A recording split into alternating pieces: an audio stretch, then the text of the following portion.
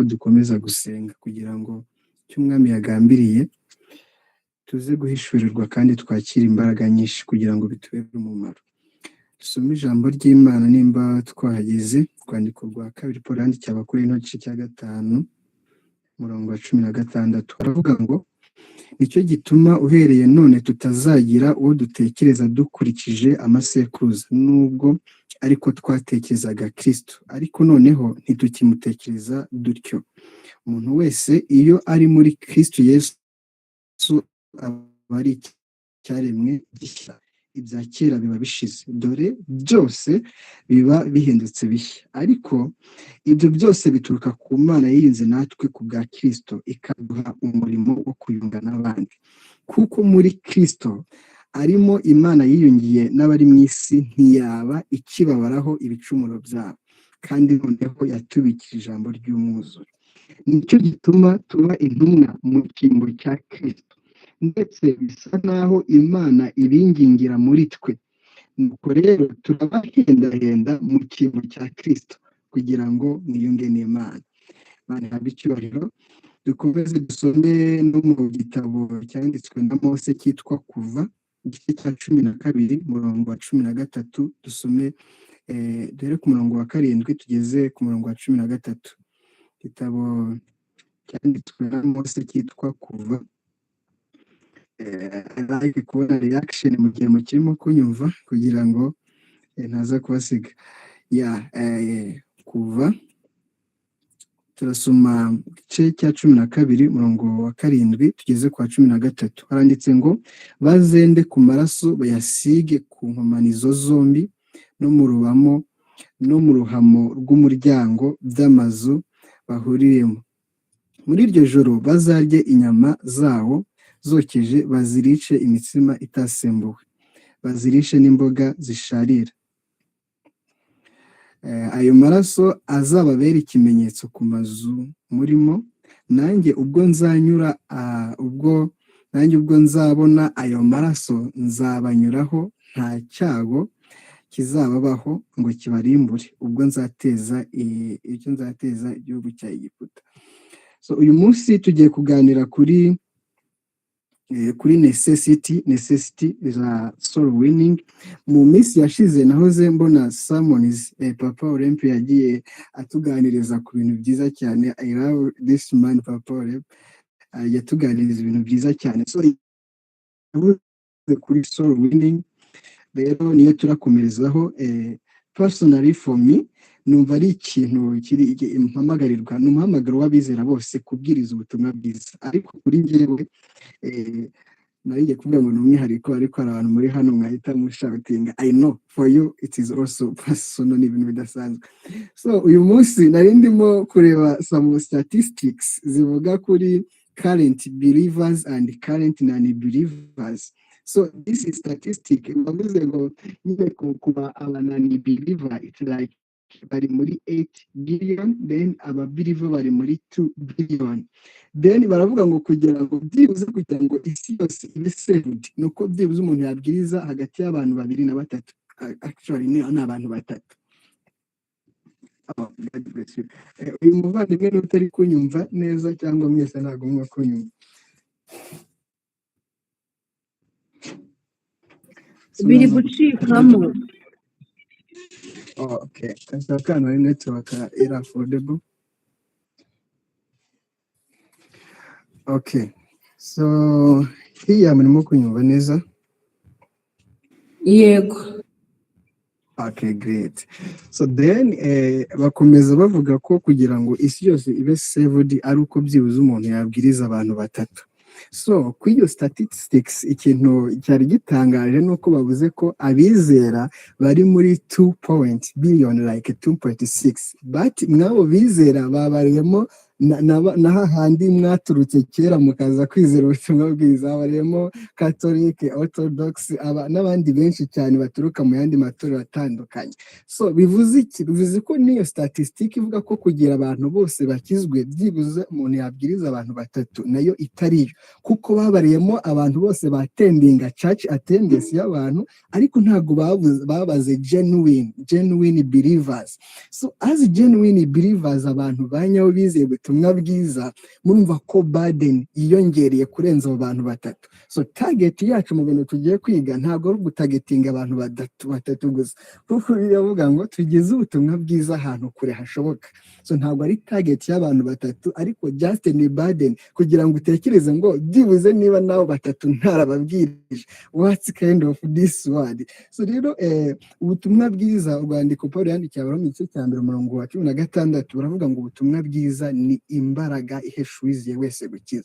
So rero iyo tubwiriza ubutumwa bwiza, these things ntabwo bizaba burden, kuko ikintu tugiye gucommunicatinga cyangwa se ugiye gutanga ntabwo ari amagambo, ntabwo ari theories ngo uzibreminga ngo uvuge ngo ntabwo ufite PhD n'ibintu. So ni imbaraga y'Imana. So this power you are communicating nizo zihesha umuntu gukira, akaza akizera ubutumwa bwiza.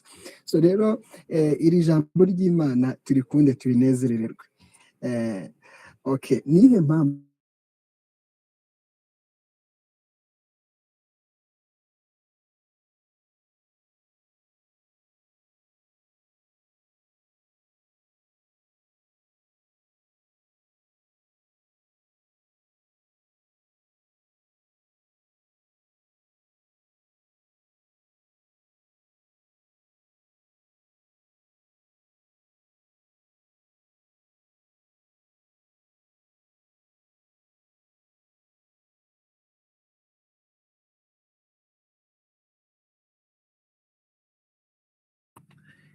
Samuel ntabwo tukumva.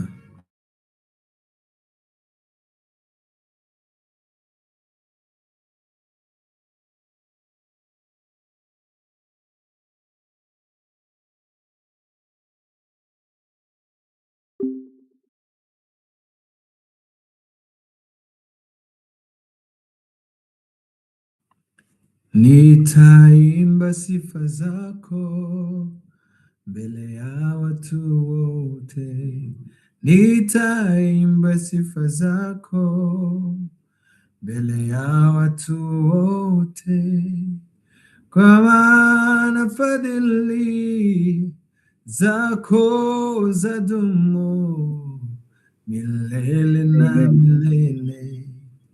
Amen. Amen. Oh, God bless you, sir. God bless you. Network yagarutse, murimo kunyumva? Yego. God bless you. So nindi kuvuga ko ubuzima abana b'Imana cyangwa se abantu muri rusange bafite burenze ubuzima buri mu bindi bintu byose. Ni ukubera iki? Ushobora kubona nk'akana gatoya cyangwa umuntu wamushyira ahantu mu nyamaswa nyinshi, umuntu akaba yagira ubushobozi bwo kuziyobora, akazihereza organization ahantu zigomba kuba, akaba yabishobora. But mwumva ukuntu nyine abantu turi supernatural, even n'umuntu utari saved ni ikiremwa nyine kiri supernatural.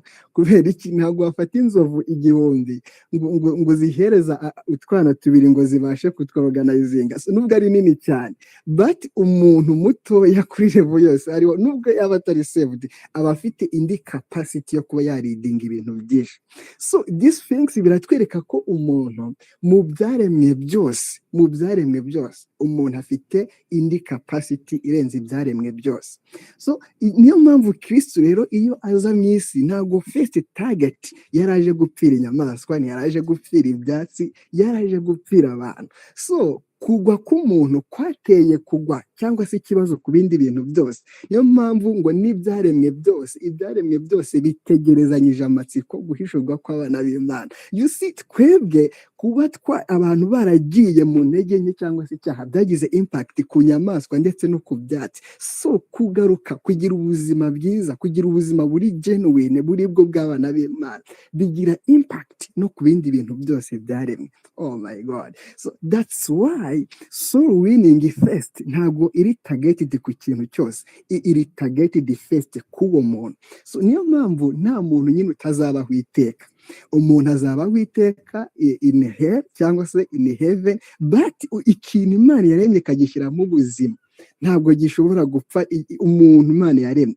That's why Imana ivuga ngo dukwiriye kubwiriza ubutumwa bwiza. So iyo wanze kwizera ubuzima buri muri Kristo Yesu ngo ukizwe, uba ukoze safety place in hell.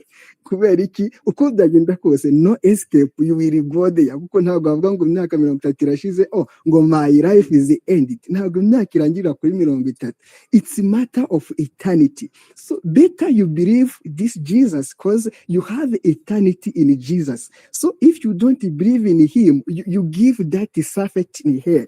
So ntabwo ibi bintu twakwiye kubyisha kugira ngo dutere abantu ubwoba ngo come to Jesus, you will go to hell if you don't believe. But better for you to know this: there is a presence, there is a life, there is a joy to believe in Jesus.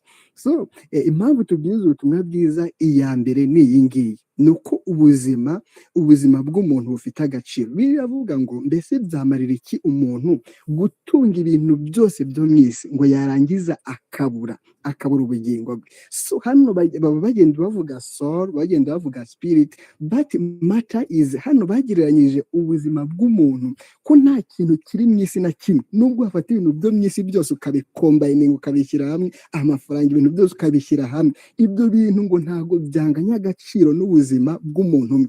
That's why niba ari njye wari kuba ndi hano mu isi gusa, Jesus yari kuza kumpfira. Kubera iki? Ubuzima bwanjye bufite agaciro imbere y'Imana.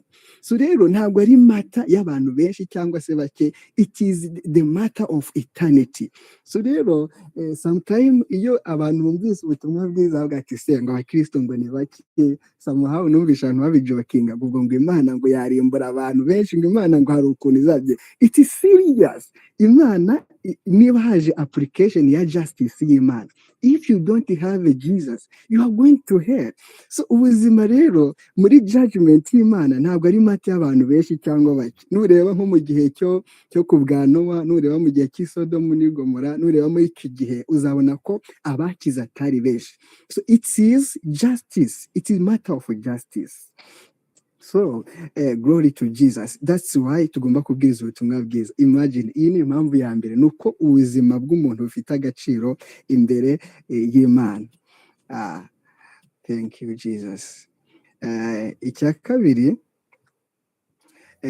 nuko ari ubushake bw'Imana. Iyo usomye muri Timoteyo, urwandiko rwa mbere rwandikiwe Timoteyo igice cya 2 murongo wa 4, haravuga ngo ishaka ko abantu bose bakizwa bakamenya ukuri. So Imana inezerewe nuko abantu bose bakizwa. We believers ari gihe twenjoyinga salvation na joyful dufite muri Christ, ukagira ngo niyo target yonyine Imana yari ifite. Yes, I was in a target of God, but nkigera muri iyo target, Imana ishaka ko abantu bose bakizwa. So niba nkibona ko abantu bose batarakizwa, nuko ubushake bw'Imana butaraba applied in full, kuko Imana iracyakeneye abandi bantu bose ko bakizwa. So impamvu ari ngombwa kubwiriza ubutumwa bwiza ya kabiri, nuko ari ubushake bw'Imana ko abantu bose bakizwa. So nujya ubona umuntu utarakizwa, ujye umenya ko ubushake bw'Imana butaraba applied kuwo muntu. So wumve biguteye impuhwe n'urukundo rwinshi. Biravuga ngo urukundo rw'Imana ruraduhata. So why ruduhata? Nuko tuba dufite task muri twebwe yo kuzuza ubushake bwayo ku bana. So Imana ishaka abantu bose bakizwa. Niyo mpamvu, iyi ni impamvu ya kabiri dukwiriye kubwiriza ubutumwa bwiza. Iya mbere nuko umuntu, ikiremwa muntu, icyo kiremwa gifite agaciro gakomeye imbere y'amaso y'Imana ugereranyije n'ibindi biremwa byose. Icya kabiri ni ubushake bw'Imana ko abantu bose bakizwa. So nubwo waba utabishaka, nubwo waba uwo muntu utamwiyumvamo cyangwa utamukunda, ni ubushake bw'Imana ko uwo muntu akizwa. So ntabwo ubwiriza ubutumwa bwiza ku barovers bawe, ku bantu ukunda. So mu bushake bw'Imana ntabwo wapurayinga emotions, ukurikira icyo Imana ishaka. So Imana ishaka ko abantu bose bakizwa. Amen. Glory to Jesus. So icya gatatu, why it is necessary kubwiriza ubutumwa bwiza. Icya gatatu, nusoma muri Daniel, igitabo cyanditswe na Daniel igice cya 12 murongo wa 3, haravuga ngo kandi abanyabwenge bazarabagirana nk'umucyo wo mu isanzure ry'ijuru, n'abahinduriye benshi ku bukiranutsi bazaka nk'inyenyeri iteka ryose. Haleluya.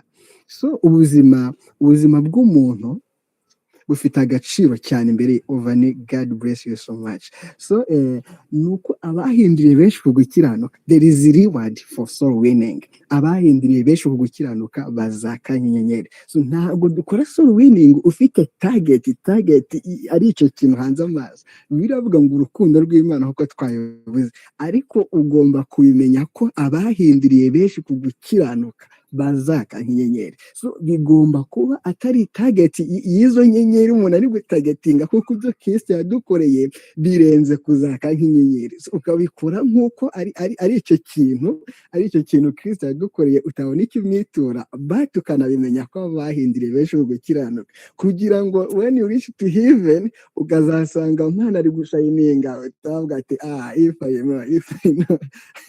So better you know this, ko abahinduriye benshi ku gukiranuka bazaka nk'inyenyeri. So ubinga butangira kugira agaciro gakomeye muri eternity iyo atangiye kuva mu iyi remo yo gushaka ibintu ahubwo agashaka abantu. Biravuga ngo Jesus yabwiye bamwe mu badisciples babwira ngo njyewe ngiye kubakora n'ibyo kuroba amafi, but I will make you the fishers of men. So when you stop fishing those fishes, then you start fishing men, the journey starts here. So amafi ntabwo ari mabi, kuko mu kanya mbere mu kazi I was fishing fish. I was fishing fish. But also you have to know that even though you are fishing fish, you also need to fish men. So sometimes ntabwo tujya mu kazi kugira ngo tugire passion, target yacu ari kugira ngo turoba amafi, tuba fishers of fish. We go there to catch fish, then we can use that fishes to fish men. So niyo target first yo gushaka amafaranga cyangwa se ibindi bintu byose byo mwisi. Ntabwo passion yanjye ari kugira ngo ngire ubutunzi bwinshi, no kugira ngo amafaranga nayo akoreshwe mu guhindurira abantu benshi mu gukiranuka. So this is mentality y'ubwami bw'Imana. Sometimes umuntu ashobora kujya gusenga akeneye amafaranga n'izindi issue desire akeneye, but passion y'Imana cyangwa se target y'Imana ibirenze guhereza uwo muntu ibintu byinshi byo kumutunga. Imana inezezwa no kubona umuntu ufite iyo target yo gukoresha ibyo ngibyo kugira ngo ahindurire benshi ku gukiranuka. Glory to Jesus. So impamvu ya gatatu ni uko abahinduriye benshi ku gukiranuka, haleluya, bazaka nk'inyenyeri iteka ryose. So impamvu ya kane, iyo usomye mu rwandiko Paul yandikiye Abaroma igice cya 10 murongo wa 13 n'uwa 14, tugiyeyo tuhasome. Rwandiko Paul yandikiye Abaroma igice cya 10 murongo wa 13 n'uwa 14. Kandi muracyarimo kunyumva neza cyane? Okay, glory to Jesus. If umwana arimo kunyumva, mwese murimo kunyumva. Okay, iyo usomye mu rwandiko Paul yandikiye Abaroma igice cya 10 murongo wa 13 baravuga ngo kuko umuntu wese uzambaza izina ry'umwami azakizwa. Ariko se bamwambaza bate bataramwizera? Kandi bamwizera bate bataramwumva? Kandi bakumva bate ari ntawabwirije? So impamvu ya kane nuko impamvu dukwiriye kubwiriza ubutumwa bwiza bwa nyabwo bw'ukuri nuko abantu benshi bari kure y'ikintu cyabakiza. Abantu benshi bari kure y'ikintu cyabakiza. Kandi hari igihe njya ndeba nka situation z'ukuntu abantu baba bafunze isengero basizeho restriction nyinshi. Sometimes nareba nk'ukuntu abantu bakora ibirometero byinshi bashaka kugera ku rusengero, nkareba struggling, nkareba ibi bintu byose dukora, nkareba sometimes man igakoresha creating a platform even Google Meet, abantu bavuye mu kazi muri tide mukajoininga. I love it. First, God bless you. Umuntu wa joinize, God bless you. So uhita ubona mwiki n'ibi bintu byose, uhita ubona ko abantu banyotewe no kumva no kumenya ukuri no kumenya Imana. Abantu barabinyotewe. So sometimes abantu banyotewe ibyo bintu hari igihe bajya muri wrong place. So umuntu ufite inyota sometimes ikintu cyose amweye kiramusatisfying. If you can know, umuntu ufite inyota hari igihe utita aya mazi n'aya jibu, aya mazi n'ay'inyange, pfa kubonye amazi gusa, biterwa n'urugero rw'inyota ufite. So sometimes bitewe n'inyota abantu bafite bajya kuri church bakabahereza n'amazi atari y'ubugingo bakayanywa bitewe na level y'inyota bafite. that is ni ikintu nyine kiri sad giteye agahinda. So ukareba ukuntu umuntu ari excited yo kujya kuri church, yari akeneye ikintu cyamukiza, but yageze ahantu hatari this ministry yitwa river of God's presence. So ugasanga umuntu yisanze mu mugezi utaramuhereza amazi y'ubugingo, but afite inzara yo gushaka, yo kumenya, yo guhishurirwa. So bakamuhereza amazi kugira ngo rero umuntu akizwe. Si uko anywa amazi yariyo yose abonetse kugira ngo umuntu abone ashize inyota y'ibyaha. Si uko anywa amazi yose abonetse, ni uko anywa amazi y'ubugingo. So amazi y'ubugingo rero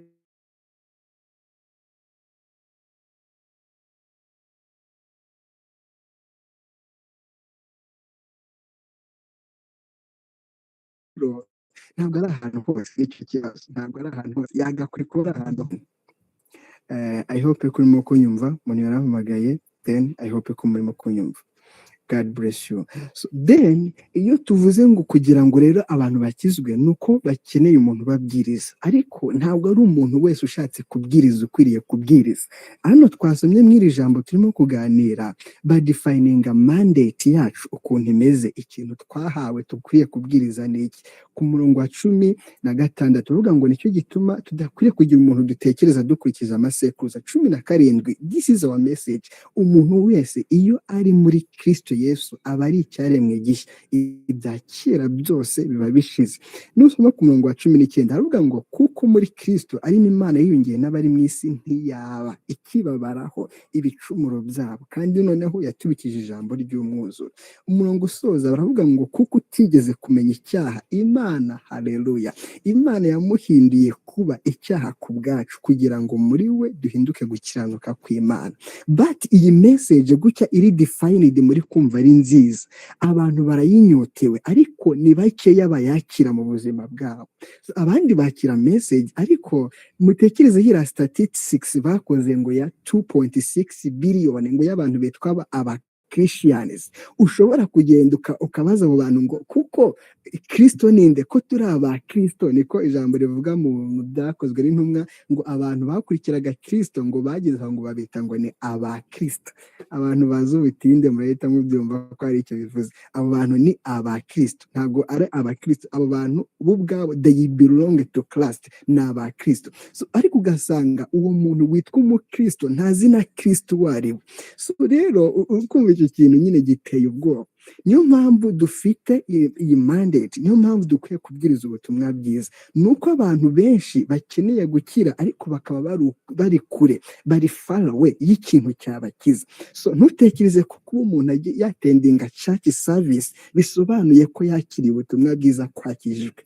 Rimwe na rimwe iyo umwami atubwiye ngo tubwirize ubutumwa bwiza mu mahanga yose, abantu bahita batekereza gushaka kujya mu mahanga yose, kandi umuntu uri hafi mubana no muri korali wenda ugasanga ariwe uri kure. Umuntu ari kure atarakira ubutumwa bwiza. Bible ivuga iki? Bible iravuga ngo umuntu iyo mutari kumwe, like ngo abantu babiri ntago bajyana batasezeranye. Amos 3:3, ntago abantu babiri bajyana batasezeranye. So rero iyo umuntu muri kumwe mutari kujyana, mutemeranya, mudahamanya ku byo mwizera, uwo muntu mutandukanye cyane. Mwisi y'umubiri muri ahantu mwegeranye, ariko mu buryo bw'ubushake bw'Imana muba mutandukanye ariko yawe cyane. So what's we need nuko dukwiye kubwiriza ubutumwa bwiza, kandi uko bushoboka kose tubihereye hafi yacu. So ntabwo nshaka kuvuga kuri scope of soul winning. Wenda ntekereza ko Papa Olympia yivuzeho cyane, n'abandi bazagenda bayitubwiraho. Thank you Jesus, thank you Jesus, thank you Jesus. Okay, noneho dukomeze. Nihe mpamvu dukwiye kubwiriza ubutumwa bwiza? Niho twari tukiri kuvuga nuko Imana yishimiye kudukoresha twebwe abantu kugira ngo tubwirize ubutumwa bwiza.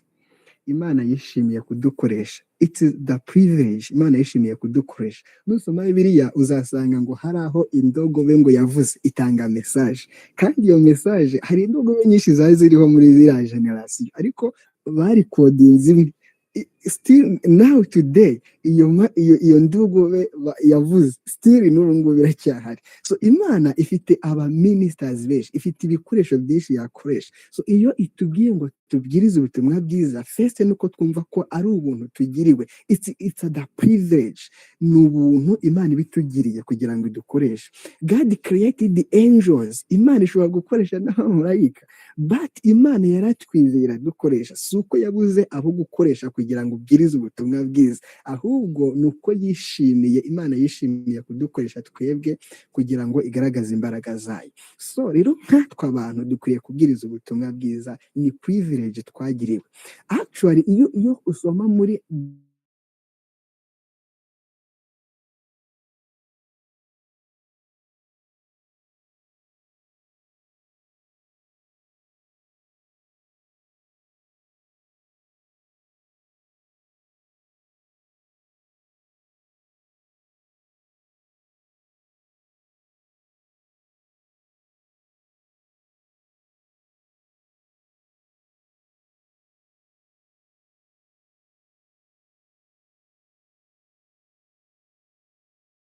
Sam, network yongeye kugukuraho.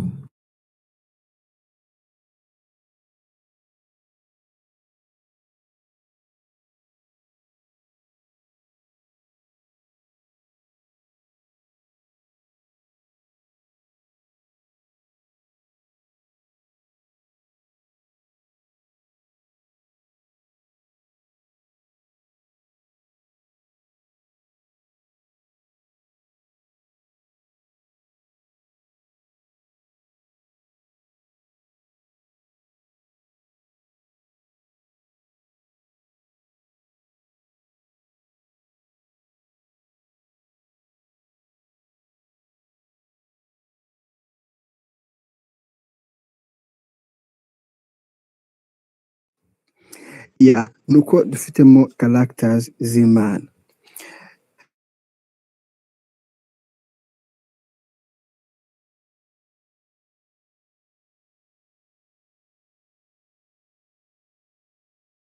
So then icya gatanu, ubwiza uko bwanditswe na Yohana igice cya 20:21. Sore abantu bari kujya bahamagara. Yego ndasubiramo rwose brother, but nindi kuvuga kuri nature, uburyo turemwe muri nature y'Imana. God bless you. Nindi kuvuga ko abantu uburyo turemwe muri nature, like turemwe nka vessels zo gukoreshwa umugambi w'Imana.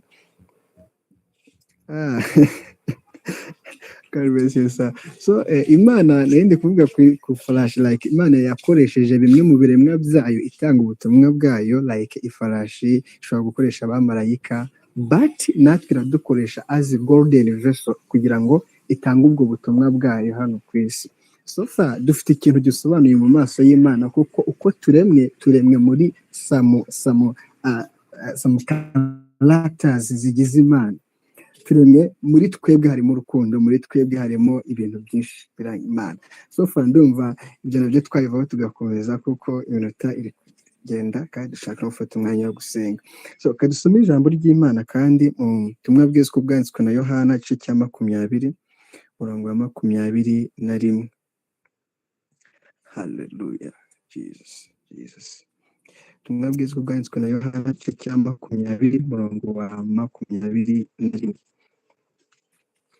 My dear sister Vani, hope ifuri ko yahageze. Yes, God bless you. Haravuga ngo 21, Yesu yongera kubabwira ati amahoro abe muri mwe, uko data yantumye niko nanjye mbatumye. So this is another reason it is necessary for us ko tubwiriza ubutumwa bwiza. We have been sent by God. So iki kintu cy'uko twese nk'ababelievers tukwiriye kubwiriza ubutumwa bwiza, bamwe mu bizera baragiskipinze, baragifashe bagihereza man of God n'abandi bantu, abapasiteri, ababwiriza ubutumwa bakomeye cyane. Otherwise twese abizera dukwiriye kubwiriza ubutumwa bwiza. Ndumva ari icyo ngicyo nabivugaho kugira ngo tuze gufata umwanya uhagije wo gusenga. Hallelujah. So ikindi dusome ijambo ry'Imana none. Today we have to read the Bible. Dusome ijambo ry'Imana, rwandiko rwa mbere rwandikiye Abakorinto igice cya kabiri umurongo wa kabiri, noneho dusome n'umurongo wa yego dusome wa kabiri nta kibazo. Rwandiko rwa mbere rwandikiye Abakorinto igice cya kabiri umurongo wa kabiri, handitse ngo kuko nagambiye kutagira ikindi mbamenyesha keretse Yesu Kristo ari we Yesu wabambwe.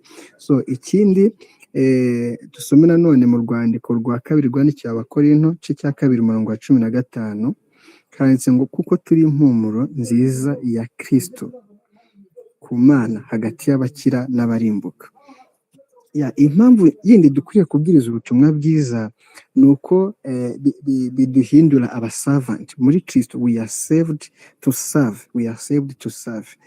Ariko iyo dusavinga ntago dufata iyo mirimo cyangwa icyo kintu turi gukora ngo tugihindure ikintu cyo kwishingikirizaho, twumve ko hari ikintu byongereye ku gakiza kacu cyangwa se indi privilege dufite mu Mana kubera imirimo twakoze. Niyo mpamvu tudakwiriye kwishingikiriza ku mirimo yacu. Ariko hano biritwereka neza ko umuntu ukijijwe cyangwa se umukristo wese aba ahindutse impumuro nziza ya Kristo hagati y'abakira n'abarimbuka. Ikindi ni uko Kristo Yesu yagambiriye kudukoresha. Hano Paul we aravuga ngo nta kindi nagambiriye kuba nabamenyesha keretse Yesu Kristo wabambwe. So ikintu gikomeye shaka kuvuga hano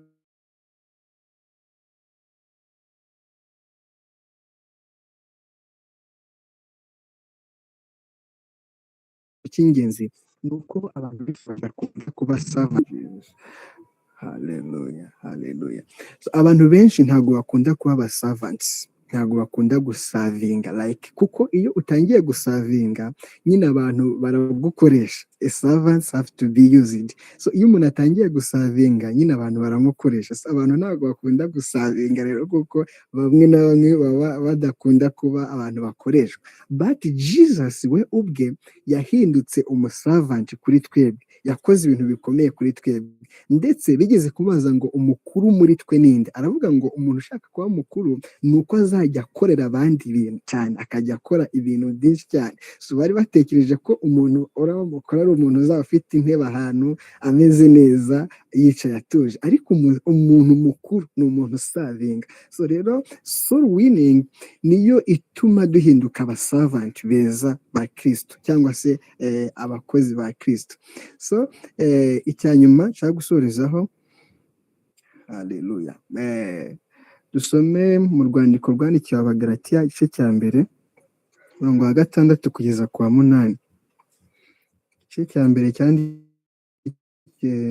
Abagalatiya igice cya mbere umurongo wa 6 n'uwa 8, handitse ngo ndatangazwa nuko mwimuyobowa mutyo mukareka uwo wabahamagariye guhabwa ubuntu bwa Kristo mukajya ku bundi butumwa, another gospel. Nyamara si ubundi ahubwo ni ikindi. Hariho abantu bahagarika imitima bagashaka kugoreka ubutumwa bwiza bwa Kristo, ariko nihagira ubabwiriza ubutumwa butari ubwo twababwirije ari twe cyangwa ndetse marayika uvuye mu ijuru avumwe. So hano ikindi nuko abantu bashobora kuba saved ariko bagaflowinga another gospel. Abantu bashobora kuba ari abizera, abantu bashobora kuba bakijijwe ariko bagaflowinga another gospel cyangwa se ikindi kintu. Hano Paul yavuze ngo kitari ubutumwa bwiza, yise ngo ni ikindi. Hano Paul, I love this man, aravuga ngo nubwo yaba ari njyugarutse, urumva ko yatangije true gospel, ariko aravuga ngo nubwo yaba ari njyugarutse cyangwa abamarayika akababwiriza icyo kindi kintu kitari ubutumwa bwiza ngo avumwe. So hano rero nanone hari ubwo abantu bashobora kuba banyotewe bashaka gukizwa, bashaka guhishurirwa Kristo, ariko bakabwirizwa ikindi kintu kitari ubutumwa bwiza, another gospel. Icyo kintu muri cyo kikaba kigiye gusa n'ubutumwa bwiza ariko atari ubutumwa bwiza. Icyo kintu rero kuko atari ubutumwa bwiza ntikibasha gukiza abantu, nubwo cyaba kigiye gusa nabwo ariko ntikibasha gukiza abantu.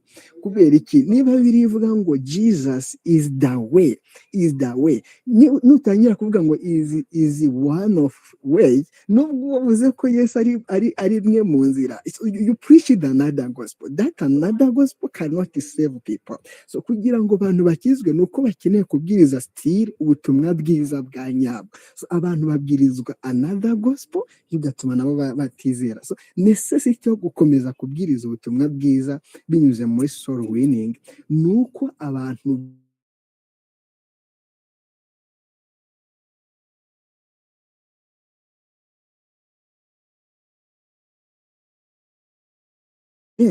benshi batari kumva ubutumwa bwo. Ku mwanya wo gusoza ngira ngo dusoreze ku iki kintu kimwe, how to do soul winning. So ushobora kubwiriza, gusangiza ubutumwa bwiza abavandimwe bawe, ushobora gusengera ababwiriza ubutumwa cyangwa se lost, ndetse ushobora gusponsoringa ababwiriza ubutumwa bwiza. So hano bita kubera manipulation yabayeho mu bakozi b'Imana n'abana b'Imana benshi. Iyo umuntu avuze ngo umuntu akeneye gusponsoringa ibikorwa by'ivugabutumwa, abantu bahita bavuga ati but Bible is clear for this, ko dukwiriye kugira ishyaka zo gushyigikira ibikorwa by'ivugabutumwa, ariko bya nyabyo nyine by'ivugabutumwa bya nyabyo. Icyo ni icyambere. Ikibanze muri byo ni uko twebwe dukwiriye kumva ko iyi mandate, ibi bintu tubihamagarirwa twese, ko dukwiriye kubwiriza ubutumwa bwiza twese, atari abantu bamwe, atari abantu bahariya n'abahariya, twese dukwiriye kubwiriza ubutumwa bwiza. Tugana ku mwanya wo gusenga, bavandimwe muri Kristo Yesu, Imana ishimwe. Mbese umuntu ukora soul winning cyangwa se uzana abantu kuri Kristo akwiriye kubaho mu yihe lifestyle? Kubera iki? Ntabwo umuntu yatanga ikintu adafite. So ushobora kuba ufite desire yo kubwiriza ubutumwa bwiza, ariko nanone ntabwo ufite muri wowe, nk'uko twabisomye muri Bibiliya, ukabwiriza ikindi. Ikintu ukeneye ni uguhishurirwa nawe ubutumwa bwiza bwa nyabwo ubwo aribwo. Ariko se reka tuvugeho gatoya, ni ubuhe butumwa bwiza, umuntu ubwiriza ubutumwa bwiza nihe lifestyle, ni gute yakabaye kubabayeho? Reka dusome n'ubundi ijambo ry'Imana, still ijambo ry'Imana, urwandiko rwa kabiri rwandikira Abakorinto, twasomye n'ubundi igice cya 5:14, handitse ngo urukundo rwa Kristo ruraduhata, kuko twemejwe yuko nk'uko umwe yapfiriye bose, ariko bose bapfuye. Urukundo rwa Kristo ruraduhata. So, nuko umuntu agakwiriye kubabayeho mu buzima bwo kwenjoyinga urukundo rw'Imana. So rero iyo winjoyinga urukundo rw'Imana, icyo kintu cyagukijije, nawe ugiye ishyaka ryo kukibwira abandi ngo kibakize. So rero ikintu utenjoyinze ngo kikuryohere, ntabwo wagihereza umuntu nubwo aho utamukunda, biba bigoye kugihereza undi muntu. So kugira ngo umuntu abe umusore wina mwiza, umuntu ubwiriza ubutumwa bwiza ku batarakizwa, nuko akwiriye kuba yenjoyinga, anezererwa, yishimira urukundo rwa Kristo, nawe akabanza akarwumva rukagera muri we. So rero iravuga ngo ruruta uko rumenywa, ariko dukwiriye kurumenya. Kuba ruruta uko rumenya si bisobanuye ko rutamenywa, si bisobanuye ko ari ikintu kiri hidden umuntu atamenyaho na gato. Umuntu abasha kumenya bitewe n'uko ahishuriwe, ariko aramenya. Ibyo bikiya nabyo dukwiriye kubimenya rero. So icyo ni icyambere. Icya kabiri ni uko umuntu akwiriye kuba mu buzima bwo gusenga. Uyu umuntu umusore wina, iyo asenga, abasengera iki? Abasengera batarakizwa, ariko nawe yisengera. So mu gusenga umuntu yakira imbaraga z'Imana. Turi empowered, twuzuye imbaraga z'Imana, mutumva ko tugiye kuzishakisha ahandi hantu, ziri muri twebwe, but you receive who you are within Christ. So rero ni iyihe mpamvu umuntu akwiriye kwakira imbaraga z'Imana muri we, cyangwa se guhishurirwa akakira izi kamere cyangwa se ibimugize muri Kristo Yesu? Nuko kubwiriza ubutumwa bwiza abantu batarizera ntabwo ari lecturing, ntabwo ari amasomo ugiye guhereza abantu, ni spirit, ni abantu bagiye kuvanwa mu mwijima bakazanwa mu mucyo. So rero iki ntabwo ari joking, ntabwo ari funny word, ntabwo ari ikintu cyo kujyana ikintu cyose ubonye, ariko nanone ntabwo ari ibintu by'imbaraga n'amasasu. Bibiliya avuga ngo ubutumwa bwiza ni imbaraga, nk'uko twabivuze, ni imbaraga. So rero kugira ngo umuntu yuzuzwe izo mbaraga ni uko akwiriye kubaho mu buzima bwo gusenga, agasoma n'ijambo ry'Imana. Icya kabiri ni uko muri ibyo bihe byo kwegera Kristo uhabwa umutima nk'uwari muri Kristo Yesu. Biravuga ngo mugire wa mutima wari muri Kristo Yesu, umutima w'impuhwe. So, kugira ngo umuntu abe umusore wina mwiza ni uko aba afite umutima w'impuhwe n'urukundo muri we wo gukunda abo bantu. So ushobora kubwiriza abantu mu buzima busanzwe mutumvikana, ariko for the matter of soul winning, umutima wa Kristo uri muri wowe uba ugomba kubabwiriza. Yesu aganira n'umusamariyakazi mu isi yo mu buzima busanzwe, ubutumwa bwiza bwanditswe na Yohana igice cya 4, ntabwo bari abantu bari friendly mu buryo bw'umuco n'imibanire yabo. So, ariko umutima wa Kristo wagombaga kurenga umuco n'imibanire y'abasamariyakazi n'abandi bantu b'abayuda, akagenda akamubwiriza ubutumwa bwiza kubw'umutima w'imbabazi n'impuhwe byari biri muri Kristo Yesu n'urukundo rw'Imana. So kubwiriza ubutumwa bwiza rero ntabwo ari ikintu cya feeling umuntu yiyumvamo, ntabwo ari abantu ukunda, ntabwo ari closer friend gusa, ni umutima w'urukundo rw'Imana ugomba kuba uri muri twebwe. Jesus, we thank you. We love you. Oh, hallelujah. Hallelujah. Thank you, Jesus. So, Abefeso, urwandiko rwandikira Abefeso, igice cya 2, umurongo wa 3 n'uwa 4, hakomeza havuga uburyo uyu mutima umeze. Ushobora kubwiriza umuntu ubutumwa bwiza ukabona ntabwo ibyo bintu ari kubyumva. Bibiliya ikuvugaho iki? Urwandiko rwandikira Abefeso, igice cya 2, umurongo wa 3 n'uwa 4, Paul avuga ngo natwe niko twahoze. Arakomeza aravuga ngo umurongo wa 4, ariko Imana kuko ari umutunzi w'imbabazi yaduhinduranye bazima na Kristo. So ibi bintu uko ubwiriza umuntu uba ugomba kumva ko nawe ariko wahoze. Nuko Imana kuko ari umutunzi w'imbabazi, it is not a matter of your fault, cyangwa kuko ari umwana mwiza, kuko ari umutunzi w'imbabazi aduhindurana bazima na Kristo. So iyo ufite uyu mutima wo kumva ko even uri kubwiriza abantu nawe niko wahoze, so bigutera ishaka n'umwete yo kubikora cyane. We are going to pray. Hallelujah. Oh my God. We are going to pray. Nizere ko umuntu uri hano ari ready kwakira no guhishurirwa ibyo Imana imuhamagarira muri iki gihe. Bavandimwe, ni umugisha kuba warageze ku iyi platform, ni umugisha kuba wumvishe inyigisho, ni umugisha kuba ukiriho, ni umugisha kuba warakiriye ubuzima bw'Imana muri wowe, ni umugisha. Nuko hari ikintu kidasanzwe umwami Yesu yaragambiriye, no kugira ngo uhinduke umumaro, no kugira ngo abantu benshi bazakira ubuzima bwa Kristo muri bo, Imana igukoresheje nk'igikoresho. Ntabwo ubuzima bwawe ari contribution y'agakiza, ntabwo ugiye kongera. Jesus is enough. Without you, Jesus is enough. But he wants to use a golden vessel like you.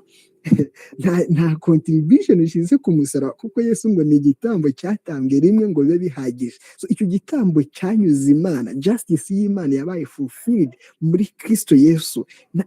Ngo abari muri Kristo Yesu nta teka bazacibwaho. Kubera iki? Nuko icyo gitambo cyanyuze Imana igahita ikuraho iryo teka yari guciraho abantu. Haleluya. So rero iyo bimeze bityo, ubwiriza ubutumwa bwiza muri boldness n'umunezero mwinshi, unezerewe Imana kuko iri kubikoresha. So ijambo twasomye hariya mu gitabo cyanditswe na Mose cyitwa Kuva, ni igihe ngo umurimbuzi yari ari kunyuraho. I want to draw something here. Ngo umurimbuzi ngo yagombaga kunyura aho hantu agiye kurimbura abantu, ariko Imana iravuga ngo noneho abantu batararimbuka, ngo n'abantu barafata amaraso bakayasiga ku nkomanizo z'umuryango. Come on here. Noneho twumva ikintu hano. Utekereze niba umuntu yabaga ari umwisiraheli, noneho akavuga ati ngende umwisiraheli, ndi umurigenti baranzi hano rwose tubandamanyemo baranzi, no need yo gusiga amaraso ku nkomanizo z'umuryango. Noneho akanga kuyasiga, kandi gahunda ni uko umuntu agomba gusiga amaraso ku nkomanizo z'umuryango, akigumira mu nzu, ngo umurimbuzi yanyura ko umuryango yabonaho amaraso akikomereza. Noneho umuntu nk'akavuga ati ngende umwisiraheli baranzi, ndi umutambyi meze gutya, none ibyo gusigaho amaraso. Umurimbuzi akaza akagera ku muryango, akinjira, agafata inkota agiye kurimbura. Umuntu akavuga ati ngewe ntabwo mwiyikaritsiye baranzi. Ikibazo ni iki? Ikibazo si uko wakuze, ikibazo kuki nta maraso twabonye ku muryango? kuki ntayo nabonye noneho ubu muntu icyari gukurikiyeho ni iki ni uko yagombaga kurimbuka ntabwo ikibazo ari uko atari umwisiraheli ikibazo ahubwo ni uko ku nkomanizo z'umuryango nta maraso ariho so come on ku yindi side tekereza ko hari umunyegiputa wari guhishurirwa ako kantu akabyumva ati numvise amakuru ko gahunda yo gukira ari ugusiga amaraso ku nkomanizo z'umuryango niyo gahunda gusa wowe usiga amaraso wigumire mu nzu umurimbuzi naza ntabwo arinjira arareba mbese hano hariho amaraso cyangwa ntayariho umunyegiputa utari umwisiraheli akumva ayo makuru agasigaho amaraso umurimbuzi yahagera ntabwo arita n'ibinzi ari umunyegiputa yahagera akabona amaraso ku nkomanizo z'umuryango nubwo umuntu uri mu nzu ari umunyegiputa ariko ku muryango hakaba hariho amaraso umurimbuzi aranyura aho akomeze yigendera so rero the mystery is here is it is not a matter of who you are it is not a matter of your family it is a matter of blood hano biravuga ngo hatabaye kumeneka kw'amaraso there is no way yo kuhabarirwa ibyaha nubwo haba witwa Jesus and Jesus and Jesus and Jesus nubwo waba waravutse wowe n'umutwini wawe bose bakabita Jesus if there is no blood of Jesus if there is no death of Jesus it's already finished so no way of escaping this is a matter of eternity ikintu tuvuga hano ni uko muri Kristo Yesu ariho honyine ho gukirira so iyo boldness icyo kintu kigomba kuba kiri muri twe cyagutse umuntu akabimenya no matter where you came from nubwo haba uri umutambyi nubwo haba uri umupadiri nubwo haba no matter your occasion na yindi limitation iri out of blood muri Kristo Yesu so this boldness iba muri ngewe kubera iki I know Jesus is enough is able to save the whole world mbese twafungura mikoro tugasenga abagira ubuntu bwo kuboneka Uwiteka umucamanza yambonye w'amaraso ntacira urubanza umuririmbyi noneho mwakumva understanding yari afite hano there is no condemnation aravuga ngo satani iyo anyibukije gukiranirwa kwanjye umuririmbyi niko ari kuvuga meaning ni uko gukiranirwa ntako kuturi satani niwe ujya ubikora akakutwibutsa so iyo kutwibukije ngo ashaka kutwihebesha this is purpose for Satan ngo ajya twibutsa gukiranirwa kwacu ariko twasomye ku murongo wa nyuma rwa kabiri rwari cyangwa Bakorino 5:21 ngo utarigeze kumenya icyaha so this is our mindset we don't even know sin muri Christ so ariko ngo Satani ngo ajya ashaka kutwebesha akatwibutsa gucyanirwa kwacu umuririmbyi asoza avuga ngo njya ntumbira mu ijuru aba Ibrayo bavuga ngo looking unto Jesus the finisher of our faith. May you open your microphone, then we pray. We release this grace upon you. We are anointed enough to bring the whole world to Jesus. We are anointed enough. So our brother and the pastor, Glory to God. Hallelujah. I thank you, Jesus. My God. Nta kuntu waba wumvise ijambo riryoshye nk'iri ngiri gusigaye utari gushima Imana mu gihe uboneye dushima n'Imana.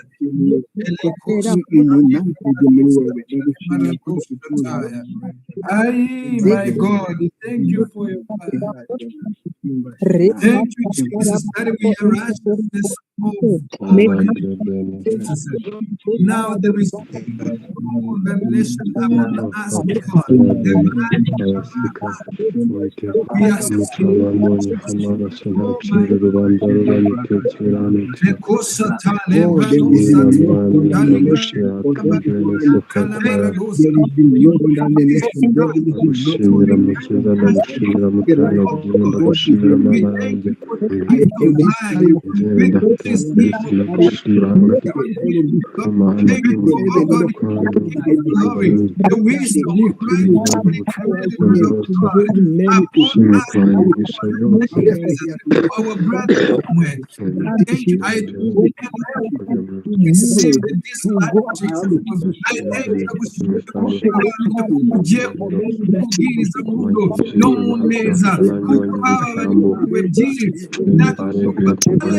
are shima kandi utababarira cyane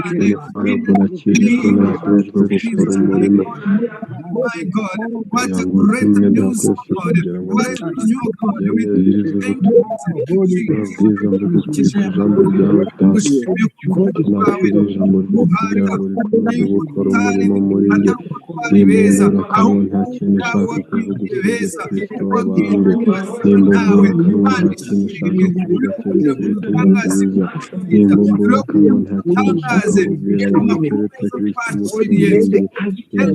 mahanga yose bakayakira bakayemera babatize mu nyigisho mazi birangire mu mihango y'idini ahubwo tukabatize mu nyigisho ariko tumenye neza kandi tumenye neza yuko ubutumwa bwiza kandi ishimwe butadukoze isoni kuko n'imbaraga Yesu uwizera wese gukizwa akaruhuka mu ngoyi z'urupfu akakira uruhukira akakira amahoro y'ibihe bidashira ugendere mu rya Yesu Kristo ijambo ryawe Mwami Imana ibimenyetso n'ibitangaza mu izina rya Yesu aho urabwirije muri Efeso ijambo ryawe ryagize ububasha kugira ngo fataya benesika igire ububasha mu buzima bwacu n'imibereho data mu izina rya Yesu Kristo kugira ngo umutima y'abene data yongere guheza Mana dushimire ibyo kwizigwa duhamagara tumenye imigisha y'umwuka twaherewe muri Kristo Yesu tumenye ubutunzi butagira akagero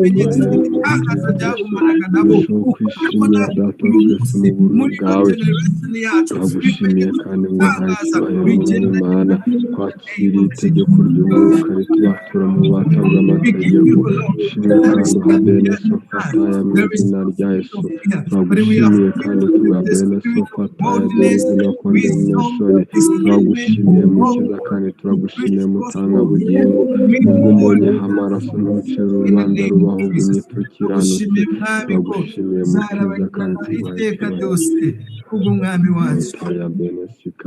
Thank you, Lord, for the answered prayer in the name of Jesus. Amen. Glory to God. I'm so happy and blessed to hear this man of God. My God, what a great and sweet and amazing word of God tonight.